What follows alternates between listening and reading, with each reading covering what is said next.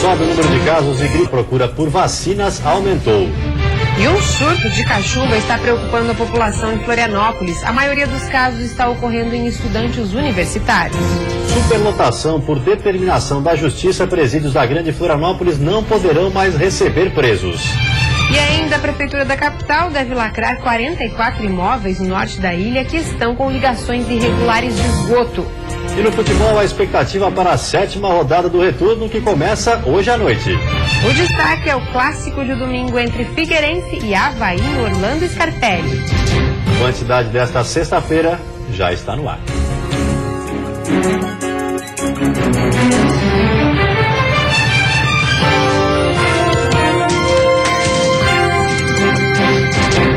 Olá, boa noite. Olá, boa noite. Com o aumento dos casos de gripe H1N1, a busca por vacinas também foi antecipada por muitos catarinenses. O álcool em gel foi outro item que sumiu das prateleiras, tudo para prevenir a doença. Cláudio e a esposa vieram de Imbituba, no sul do estado, para uma consulta médica da filha. Mas o casal também fez a vacina contra a gripe para garantir a proteção da família. A gente veio tomar a vacina, já que ela tem 4 meses e não pode. A gente veio para praticamente proteger ela, né? Já que estamos juntos sempre com ela. E assim que ela fizer 6 meses, acredito que ela também vai tomar. Na clínica infantil, o movimento é intenso e tem sido assim nos últimos dias. A preocupação com a gripe H1N1 chegou mais cedo este ano, causando até um certo pânico na população. Nós trabalhamos com vacina há 20 anos e nenhum ano foi parecido com esse. Cerca de 100 senhas são distribuídas por dia e o número ainda é pequeno para atender a grande procura. Para o pediatra, a prevenção é importante, mas não é preciso correr.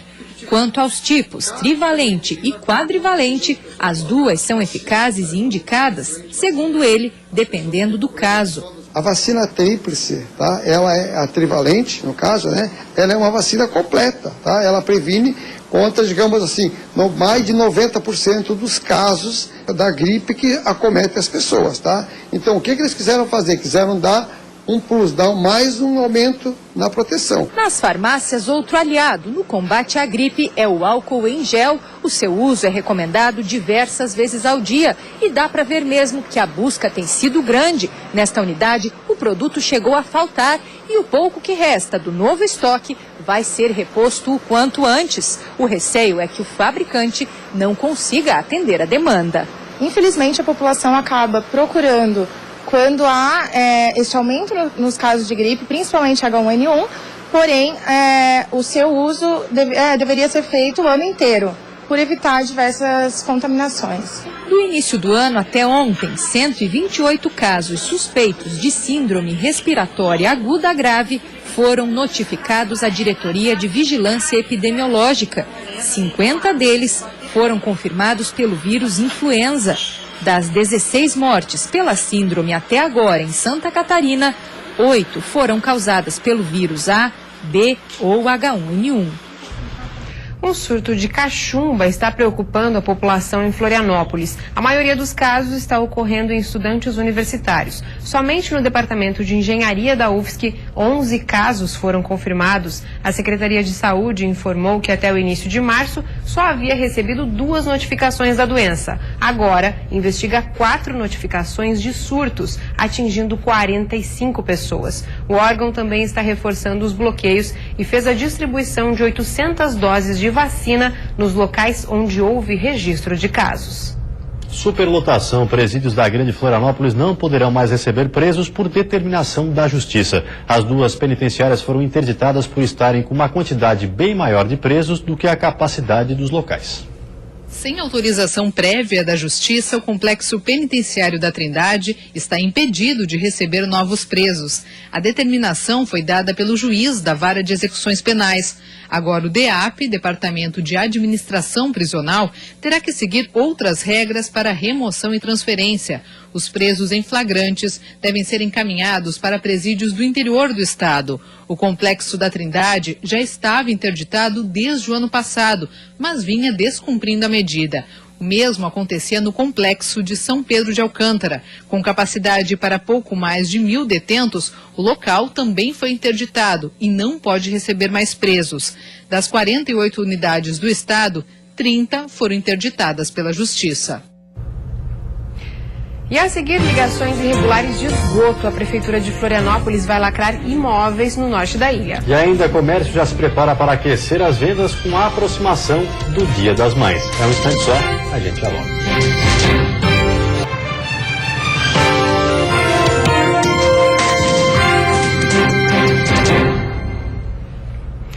Ligações irregulares de esgoto. A Prefeitura de Florianópolis deve lacrar 44 imóveis no norte da ilha.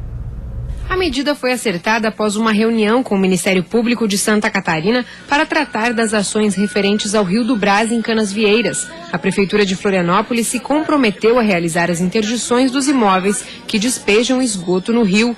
Além dos 44 imóveis listados, cerca de 1.000 moradias na região norte também estariam irregulares e devem ser fiscalizadas pela Prefeitura. As reuniões estão sendo realizadas desde janeiro. O Ministério Público aguarda agora da Prefeitura e da Casan os laudos técnicos que apontem as medidas tomadas para conter a poluição e as interdições. Durante a temporada de verão, a praia de Canasvieiras chegou a registrar todos os pontos impróprios para o banho, devido à poluição vinda do Rio do Brás. O final de semana começa com tempo instável em Santa Catarina. O sábado na Serra, no sul do estado, vai ser de temperaturas entre 24 e 26 graus. No fim da tarde podem ocorrer pancadas de chuva. Na Grande Florianópolis e Oeste, sol entre nuvens e os termômetros chegam aos 28 e 29 graus. No início da noite, a possibilidade de chuva. Já no Vale do Itajaí e Litoral Norte, condições parecidas. Máximas de 30 e 31 graus e o dia deve ser de muitas nuvens com algumas aberturas de sol e chuva no fim da tarde. Os seguros de carros usados podem ficar até 30% mais baratos em Santa Catarina. Desde o início do mês, novas regras para o seguro auto popular foram publicadas pela Superintendência de Seguros Privados. Entre as mudanças está a permissão para a utilização de peças usadas, vistoriadas pelo Inmetro e oriundas de empresas de desmontagem cobertas pelo seguro. Com isso, o seguro dos carros populares deve baixar até 30%. Os consumidores podem usufruir desse seguro mais barato ainda nesse primeiro semestre do ano. Em Santa Catarina existem 3,4 milhões de veículos com mais de 5 anos de fabricação que poderiam ser beneficiados por essa mudança. Faltando um mês para o Dia das Mães, o comércio já se prepara para aquecer as vendas. A data é a segunda mais importante do ano para o setor, mas as vendas de 2016 não devem superar as do ano passado. A Federação das Câmaras de Dirigentes Lojistas de Santa Catarina já começou a preparar sua campanha para o Dia das Mães deste ano. O tema será Amor não se mede, mas você pode demonstrar.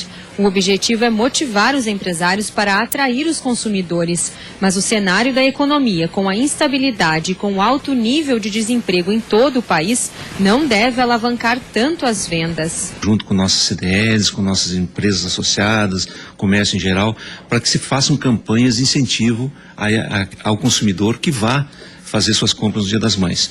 E a nossa expectativa é pelo menos igualar os números do ano passado. A data é a segunda mais importante do ano para o setor, perdendo apenas para as vendas do Natal. Uma pesquisa sobre a criação de vagas de trabalho no estado ainda deve ser divulgada este mês, mas já se sabe que no Brasil 23 mil novas oportunidades serão criadas, número 28% menor do que no ano passado. A pesquisa da Federação Nacional dos Sindicatos de Empresas de Recursos Humanos também projeta para o país que o índice de contratação seja maior na indústria, seguida do comércio.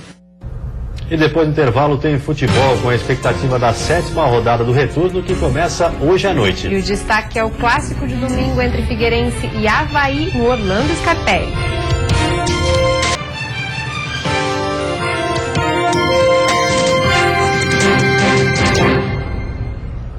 Futebol, a 7ª rodada do retorno começa hoje à noite às 8 horas com o jogo entre Guarani e Brusque em Palhoça. Mas o grande destaque é para o clássico de domingo à tarde entre Figueirense e Avaí no Orlando Scarpelli, que deve ficar lotado. Se o problema era apoio da torcida, isso está resolvido. Olha a fila de torcedores do Figueira para comprar ingresso. Eram 1.000 ingressos a R$10 cada e não durou muito tempo. E claro, isso gera uma expectativa nos jogadores. Eu também passei ali pela frente e não foi muitas as vezes que eu vi uma fila tão grande como aquela ali. Ela estava quase dando uns 180 graus ali, estava quase do outro lado do estádio. Estava uma coisa assim bem dificilmente eu vi coisa igual. Então, assim, eu acredito que eles vão fazer uma recepção muito calorosa ali pra gente também e vão apoiar assim como eles já fizeram no último jogo. Mas não é só a torcida que vai motivar os jogadores. Tem um outro detalhe que está mexendo com os atletas alvinegros. É que esse tem tudo para ser o último clássico do ano. E o primeiro, lá no primeiro turno do estadual, quem venceu foi o Avaí. Não tem como negar, é claro que é. Até por se tratar, de repente, e provavelmente, do último clássico no ano e terminar com o ano todo pela frente aí, com uma vitória num clássico, a gente sabe que é muito importante. Seria muito ruim para o clube 2 derrotas no ano e no clássico. A grande dúvida para o jogo de domingo são as reposições de Everton Santos e principalmente Rafael Moura. Isso porque o Figueirense não tem no elenco um centroavante com as mesmas características do He-Man. É claro, e não tem como negar que o Rafa faz muita falta, mas assim, com certeza a gente ganha mais na mobilidade também na frente, porque entra os jogadores mais leves e a gente sabe que a gente já vem há alguns anos jogando assim, então funcionou em muitos jogos. Em regime de concentração total, desde quinta-feira o Avaí espera reverter a má fase no domingo contra o Figueirense. No segundo jogo de Silas nesse retorno ao Leão da Ilha, o treinador começa a dar a sua cara ao time. Com a semana cheia para trabalhar, Silas já mudou o esquema tático do Avaí em relação às últimas partidas. Do 4-4-2 passou para o 4-3-3. O volante Braga deixou o time titular para a entrada do atacante Yuri, deixando assim o time mais ofensivo. Em busca da primeira vitória no retorno do estadual, o Avaí deve ir a campo contra o Figueirense com o Renan no gol, Renato, André Santos, Gabriel e Vitor Costa na defesa. O meio-campo deve ter Judson como único volante, com Caio César e Diego Jardel na armação. E no ataque, Yuri e Rômulo jogam pelas pontas, com o William centralizado. E confira como vão ser os demais confrontos da 7ª rodada do retorno. Amanhã, às 4 horas da tarde, o Criciúma, 5º colocado com 9 pontos, recebe o Camboriú no Heriberto Ilse. A Cambura está em 8º lugar com 7 pontos. No domingo, às 6h30 da tarde, Metropolitano e Chapecoense se enfrentam em Jaraguá do Sul. O Metrô tem 8 pontos e está na 6ª colocação. No Verdão do Oeste, o técnico Guto Ferreira tem dificuldades para montar o time. Sem o zagueiro William Thiego, o volante Gil e o meia-atacante Lucas Gomes, que estão suspensos, o comandante vai precisar improvisar. Na zaga, a opção mais provável é Marcelo. Para o lugar de Gil, Guto deve escalar Josimar. E mais na frente, Ioran deve ser o substituto de Lucas Gomes. Assim, a Chape, ainda invicta na competição, deve ir a campo com Danilo no gol, Jimenez na direita, Neto e Marcelo na zaga e Denner na esquerda. No meio-campo, Josimar, Kleber Santana, Ioran, Maranhão e Ananias, com Bruno Rangel no comando do ataque. Também às 6h30 da tarde de domingo, na Arena Joinville, o Jack, líder do retorno com 16 pontos, enfrenta o Internacional de Lages, 9º colocado, com 4 pontos. E nesta reta final do Campeonato Catarinense, algumas equipes começam a fazer cálculos para escapar do rebaixamento. Tem time grande que corre risco. O campeonato está afunilando, apenas 3 rodadas para acabar. Tem gente de boa na tabela e outra parte muito preocupada com o rebaixamento. O jogo de hoje no Renato Silveira bota frente a frente 2 times em situações diferentes, Guarani e Brusque. Primeiro vamos analisar quem está menos preocupado. O Brusque, na 4ª colocação geral, com 22 pontos, só um verdadeiro desastre rebaixaria o Bruscão. O time teria que perder todas e ver o Camboriú, a atual penúltimo colocado no geral, vencer todas. No caso, a Cambura terminaria o campeonato com 1 ponto a mais. Praticamente impossível. Na sequência, quem vem em 5º lugar no geral é o Figueirense. E em 6º, o Inter de Lages, com a mesma pontuação. Os dois têm 19 pontos. Então, se os dois conseguirem mais uma vitória, ficam com 22 pontos e igualam a situação do Brusque, que a gente acabou de descrever. Praticamente excluem qualquer chance de cair. Agora, se os dois conseguissem fazer, por exemplo, apenas mais 1 ponto nos próximos 3 jogos, 2 vitórias do Camboriú já deixariam os 3 iguais em número de pontos, já que cada um ficaria com 20, e com o mesmo número de vitórias, que seriam 5. deixando a decisão de quem cairia para o saldo de gols. Os saldos atuais são esses. A partir da 7ª posição, o buraco começa a ficar um pouco mais embaixo. O Avaí é o atual 7º colocado e tem só 3 pontos a mais que o Camboriú na classificação geral. Por outro lado, se conseguir uma vitória nos próximos 3 jogos, o Leão fica com 20 pontos e com 6 vitórias. Ou seja, mesmo que o Camboriú consiga vencer 2 e o Avaí só 1, ainda fica atrás no quesito vitórias conquistadas. E aí, o time azurra se garante na primeira divisão. Mas caso dê azedro e o Avaí não consiga mais marcar nenhum ponto, uma vitória e um empate do Camboriú fariam o Leão ser ultrapassado. O Metropolitano, em 8º no geral, está numa situação delicada. Apenas 2 pontos à frente do Camboriú, o Metrô encara 3 grandes nas próximas rodadas: Chapecoense, Criciúma e Figueirense. Enquanto isso, a Cambura tem pelo menos um adversário direto, o Guarani de Palhoça, na última rodada. Caso o Metrô não vença nenhuma e o Camboriú triunfe no confronto contra o Bugre, por exemplo, o Metropolitano estaria rebaixado. E quem está na zona do desespero, assim como o Camboriú, é o Guarani de Palhoça. Com 11 pontos, 3 atrás da Cambura, o Bugre é obrigado a vencer pelo menos 2 das 3 próximas partidas e torcer para o Metrô não pontuar. Nessa hipótese, a situação dos 2 times ficaria assim. Os próximos confrontos do Guarani são contra o Brusque, o Avaí e o Camboriú. E aí, torcedor, seu time tá numa boa ou ainda tá preocupado com a degola? E a seguir, Porto de Imbituba atrai investimentos de 4 bilhões de dólares. E ainda as contratações para trabalhar no aeroporto de Lages já começaram.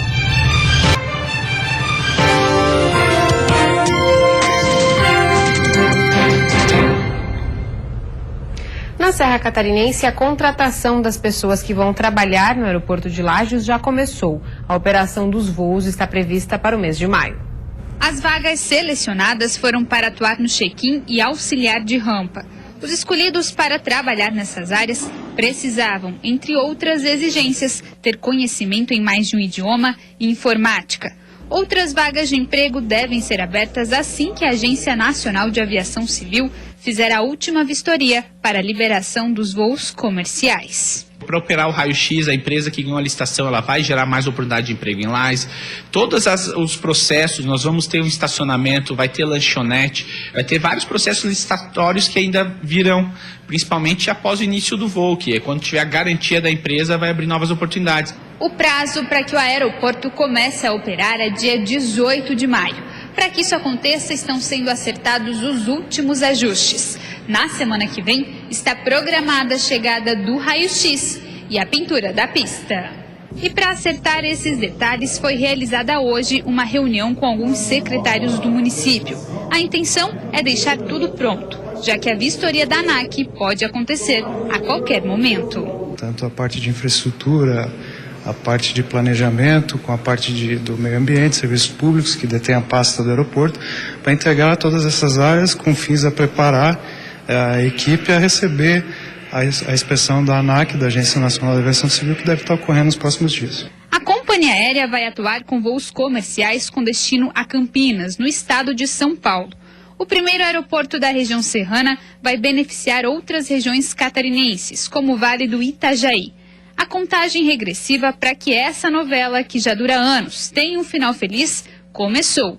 E a data final, todos já sabem, 18 de maio. Está encurtando distâncias. Vai ser muito mais fácil as pessoas virem nos visitar e da mesma forma para nós visitar outros locais também no Brasil e no mundo. Porto de Imbituba bate o próprio recorde e atrai investimentos de 4 bilhões de dólares. O porto quebrou mais uma vez o recorde de movimentações de carga, com 504.860 toneladas em março. Com isso, quebrou o próprio recorde de movimentação e alavancou a economia da região. Os números chamaram a atenção de investidores. Uma multinacional norueguesa assinou nesta semana com o governo do estado um acordo de cooperação técnica para dar início aos estudos de instalação de uma fábrica de contêineres para transporte de gás natural liquefeito. Se concretizado, o negócio terá investimento de 4 bilhões de dólares. A intenção é gerar 3 mil empregos. Para isso, é necessário ainda a criação de um plano diretor, uma exigência do governo federal. Para 2016, o Porto de Imbituba projeta um crescimento de 15%. O prazo para declarar o imposto de renda termina no dia 29 de abril, mas a maioria dos contribuintes ainda não enviou a declaração. Quem ainda está juntando a papelada deve ficar atento para não cometer erros que levem à malha fina. Ana caiu na malha fina por causa de um descuido. Se esqueceu de declarar o que recebeu na rescisão de um contrato de trabalho. Não deu outra. Foi pega pela Receita Federal. É uma vergonha, né? Mas é sempre assim, eu faço de todo mundo e a minha é a última. Talvez por ser a minha eu fico assim, a minha tá tudo bem. Já sei, a minha eu já sei toda de cor. Depois disso, redobrou os cuidados em cada número que digita. Ainda mais que ela costuma fazer a declaração de pelo menos 10 amigos e parentes. Cada vez que eu coloco um número aqui, eu pego de novo, olho se eu copiei certo, aí volto aqui, olho. Cair na malha fina não quer dizer que o contribuinte vai ser multado. Na maioria das vezes, basta enviar uma declaração retificadora, corrigindo os erros ou omissões. A aplicação da multa só acontece se houver impostos a pagar ou se o imposto não for quitado. 600 mil contribuintes continuam na malha fina da Receita Federal por causa de erros cometidos no ano passado. Isso representa pouco mais de 2% do total de declarações entregues. Os casos mais comuns são omissão de rendimentos e lançamentos de despesas médicas sem comprovação. O governo, a cada dia que passa, ele estreita mais essa informação do CPF. Esse ano, a partir de 14 anos, o dependente já tem que ter CPF, é por conta disso, porque a malha é feita em cima de número de CPF. Fernando tem uma empresa no Brasil há 25 anos e toma todos os cuidados com a declaração. É muito importante, fica muito tranquilo. Se fazer errado, aí vai dar problema.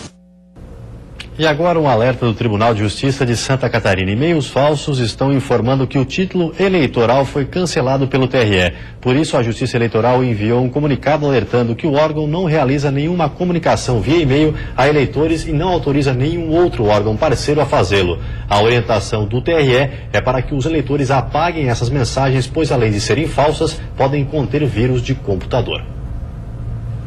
E vem aí o Jornal da Band. Uma boa noite para você, um ótimo fim de semana. Bom final de semana, até segunda-feira.